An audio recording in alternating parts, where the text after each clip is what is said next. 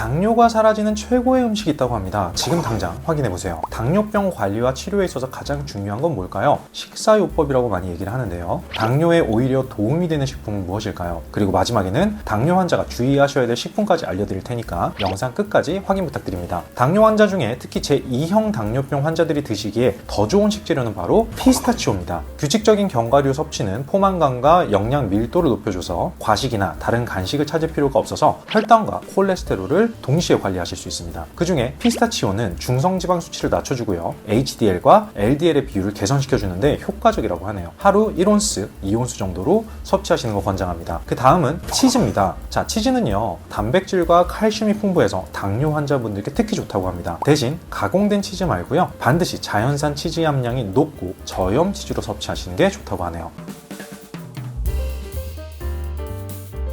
피를 끈적이게 하는 이 고지혈증, 제때 관리하지 않으면 정말 위험합니다. 고지혈증은요, 내버려두게 되면 혈관이 점점 좁아져서 심혈관, 내혈관 질환, 동맥 경화를 유발하기 때문에 발빠르게 관리를 하셔야 되는데요. 콜레스테롤을 낮추기 위해서 뭘 먹느냐보다 뭘 덜 먹느냐가 훨씬 더 중요하다고 합니다. 고지혈증 환자분들이 필수로 알고 계셔야 되는 좋은 식습관 무엇이 있을까요? 집중해주세요. 첫 번째는요, 가지입니다. 항산화 성분인 안토시아닌이 풍부하게 있는데요. LDL, 즉 나쁜 콜레스테롤을 죽이는 데 효과적이라고 합니다. 두 번째, 양파입니다. 양파는요, 특히 혈액순환에 도움을 주고요. 황리알리 성분은 혈중, 콜레스테롤 수치를 낮춰주죠. 세 번째는 딸기입니다. 이 딸기는요, 신진대사를 증진시키고 폴리페놀 성분이 혈관에 쌓인 노폐물을 제거해줍니다. 반대로 고지혈증 환자분들이 주의하셔야 될 점은 포화지방산이 많은 삼겹살, 갈비살 등의 고기들은 피해주셔야 됩니다. 식물성 기름을 드신다고 해도 몸 안에서는 중성지방으로 전환될 수 있다고 합니다. 따라서 콩기름, 카놀라유 무엇이든지 간에 기름이 너무 많다는 건 피해주셔야 됩니다. 감자는 쪄서 바로 드시기보다는 차게 식힌 후에 드셔야 된다는 거 알고 계실까요? 그리고 혈당이 걱정되시는 분들은 어떻게 감자를 드셔야 되는지 영상 마지막에 나와 있으니까 꼭 끝까지 확인 부탁드릴게요. 감자는요, 클로로겐산이 풍부해서 항암, 심장, 피부에 좋은 대표적인 건강식품이죠. 감자의 영양가를 높여서 먹는 방법 그 첫 번째는 껍질째 찌는 겁니다. 감자를 삶게 되면 좋은 성분이 물에 녹아버리기 때문에 감자를 껍질째 쪄서 냉장고에 24시간 보관하시고 드시는 게 가장 좋습니다. 차게 식혀서 드시면 칼로리도 낮아지고요, 포도당으로 분해되지 않기 때문에 혈당이 급격하게 오르는 걸 막아준다고 합니다. 두 번째는 달걀과 함께 드시는 방법입니다. 중간 크기 감자 1개와 달걀 1~2개를 같이 챙겨서 드시면 단백질과 식이섬유, 탄수화물 등 다양한 영양이 골고루 갖춰진 건강 식단이 됩니다. 마지막으로 혈당이 걱정되는 분들은 전으로 드세요. 이유는 감자 전으로 만들 때 소화성 전분이 저항성 전분으로 변하면서 혈당의 상승 속도를 느리게 해주고요, 당뇨에 도움이 된다고 합니다. 감자 건강하게 드시는 방법 3가지 꼭 확인하세요. 사과보다 20배나 많은 비타민C를 가지고 있는 귤, 그러나 귤과 요걸 잘못 드시면 섭취한 비타민C가 모두 파괴돼 버린다고 합니다. 주의하셔야 되겠죠. 바이러스 감염 예방과 면역력 향상에 매우 좋은 귤이 어떤 음식과 만나면 좋지 않은지 바로 알려드릴게요. 귤과 함께 드시면 안 좋은 음식 첫 번째, 바로 우유인데요. 귤과 함께 섭취를 하시게 되면 우유 단백질인 카제인이 귤의 산과 만나서 응고되면서 소화 불량을 일으키게 됩니다. 두 번째 최악의 궁합 음식은 당근, 호박, 가지, 무입니다. 함께 섭취를 하시게 되면 비타민C를 파괴하는 아스코르비나제가 당근에 많이 있기 때문에 같이 드시면 몸에 좋지 않고 산화로 인해서 효능이 대부분 사라져버린다고 하네요. 호박과 가지, 무 또한 마찬가지인데요. 특히 무에 있는 고이트로겐이 갑상선으로 흡수되는 것을 방해해서 갑상선을 붓게 만들어버리는 원인이 될 수도 있다고 합니다. 겨울철 많이 드시게 되는 귤, 함께 드실 때 안 좋은 음식이 뭔지 꼭 확인하고 건강 챙기세요. 우유와 요걸 같이 드시면 결석이 생기는 원인이 될 수 있습니다. 절대 같이 드시지 마세요. 그냥 마셨다가는 몸에 오히려 독이 되는 우유와 최악의 궁합 첫 번째는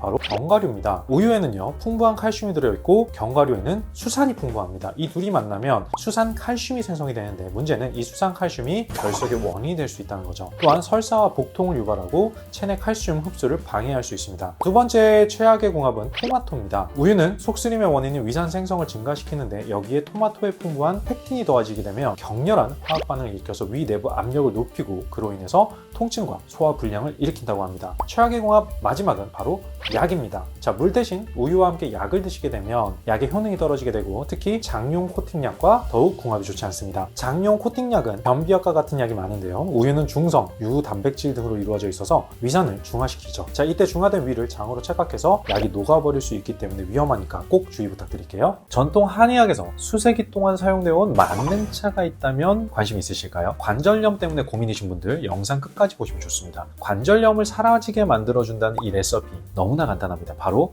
꿀과 계피인데요. 꿀의 항산화 성분과 계피의 신나말데이드 성분은 염증 효소와 염증 유발인자의 성장을 억제해주는 효능이 있다고 합니다. 캘리포니아 의과대학에서 400명의 관절염 환자를 대상으로 공복에 꿀과 계피가루를 섭취하도록 해서 관절염이 완화됐다라는 실험 사례가 있어요. 재료는요, 꿀 2티스푼, 계피가루 1티스푼을 미지근한 물에 타서 드시면 됩니다. 자, 먹는 방법은요, 공복에 7일 동안 섭취해주시고 2일 휴식으로 반복해서 섭취해주세요. 또한 이 계피 꿀차는요, 관절염뿐만 아니라 심장병, 광각염, 콜레스테롤 수치 감소, 감기 예방, 노화 방지 등의 효과도 있다고 합니다. 자, 관절염으로 고생하고 있는 주변분들, 가족분들에게 꼭 공유해 주시고요. 계피 꿀차 꼭 챙겨 드시면 어떨까요?